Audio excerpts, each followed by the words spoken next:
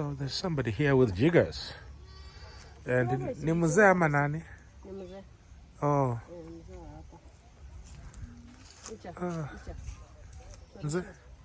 Toka nje wa kuangalie bwana, wasaidie wewe. Saidie.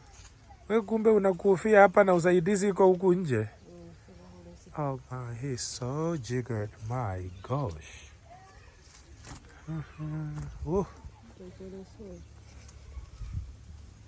Ochende. Can look at the eggs. Hebu pita huku mzee. Unaitwa nani badadi?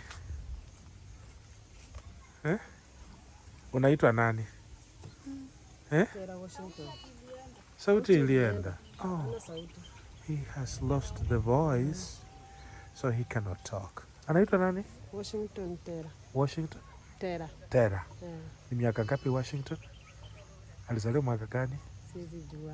Washington, ulizaliwa mwaka gani? Huh? Huh? 60 bure. 60 bure. Okay. He was born in 1960. Tembea kidogo, hawa kusaidia wasichana hao, tumekuja kusaidia wewe.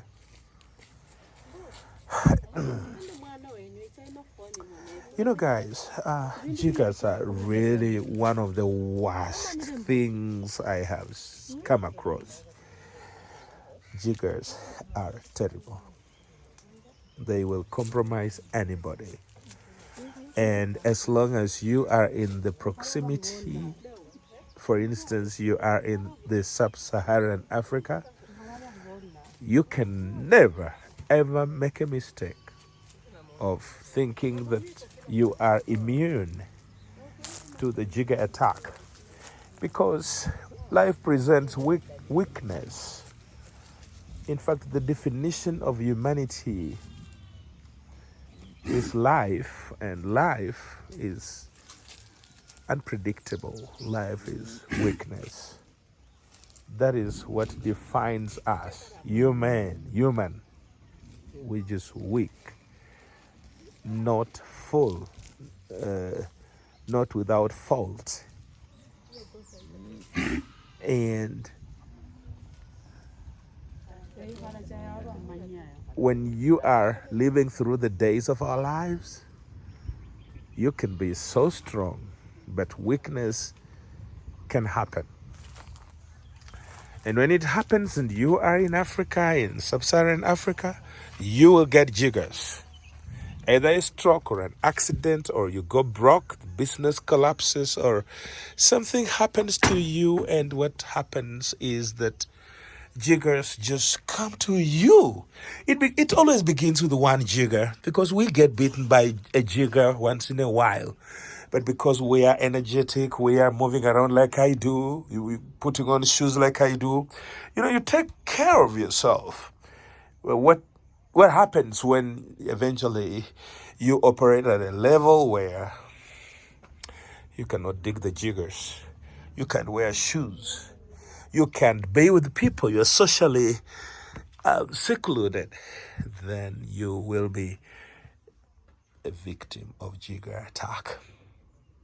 And so this man here, maybe he lost a spouse, maybe he never married, so he doesn't have company, he doesn't have what you call the better half, somebody who can hold your hand when you are down. Even the Bible says, and one will chase 1,000, but two will chase 10,000. When you lose your companion, or maybe you didn't have one, then the jigger will attack you. And so nobody can claim to be immune. Nobody can say, I will never be bitten by jiggers. That is stupid. And so here is a man who was born in 1960, which means he is around 63. I'll ask whether he has children, but he has nothing. When you look around his house, what you see are the rags. These are the rags that he doesn't even wash. Because again, the hands are bitten by jiggers. You cannot wash with jiggered hands. So these are the rags that he calls clothes. And he has put the trousers here, and he has put the jackets there. And the bedroom is too dark. I couldn't see how he cooks, but I can see some water containers. So he basically moved out of the bedroom. And I don't know whether it's even right to call it bed, because most of those rooms don't have beds. And so he then moved to the sitting room, or the living room as Americans would call it. And here he has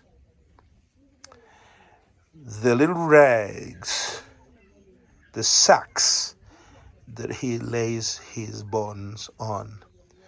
And he has a pillow, which is a raised place where he lays his head. And that is how he has been for as long as he has been in this place. You know, when you go through that, you will not pray to God and say, "Oh God, bring in help." Just your tears are prayer. When you cry, heaven responds. And that is how God brings us down to these people. They never scream loud enough for us to hear their voices. They don't have somebody at church or government or neighborhoods who care enough to even call. We have our own field officers who come to these places, and they find these people and they call us. Sometimes we just find them by accident when we are passing around. We hear that there is a jigger victim, or while we are jigger digging him, there is a neighbor with jiggers or somebody 2 kilometers away, and we are referred to the person. That is how we have spread our wings and done quite a lot, far and wide. So we're going to jigger dig him, and thereafter we will work on the housing situation. Basically, because the roof is not good, but it is still intact, we will work on the concrete, and it's a standard house that will just require $350 American dollars, and we will then concrete the house, and then we shall be able to get him some bedding and a basket and maybe clothes, and his life will somehow rise up back to its feet. And thus we call ourselves Rise Up Society. A society that raises people up. And huyu mzee ako na watoto? Oh, he doesn't have children. Bibi hakuna, hakuwaipata bibi? Okay. Okay. Okay. So he doesn't have family. He was marrying women and they were leaving. They were just, sometimes you marry women and they just leave you. And so he falls in that category of men who are not very lucky. His women ran away, never got a child, and therefore, he finds himself here, very defeated and without family support. Na mama yake yuko? Mama bafu wa boss. Wewe ni jirani ama Mlamwa?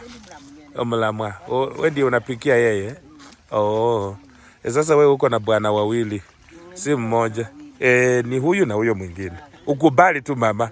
Wacha kupingana. Umekubali? Asante. So she's the sister-in-law. Unaitwa nani? Florence. Oh. Okay. Uh-huh. Okay. So she's the sister-in-law, and when do you unapikianga yeye? She's the sister-in-law, and so she's the one who cooks for her family, and then she also brings him something to eat. He would have died. He doesn't really look like, starving. Na nakushukuru kwa sababu haonekani ni kama mtu wa njaa. Huwa unajaribu.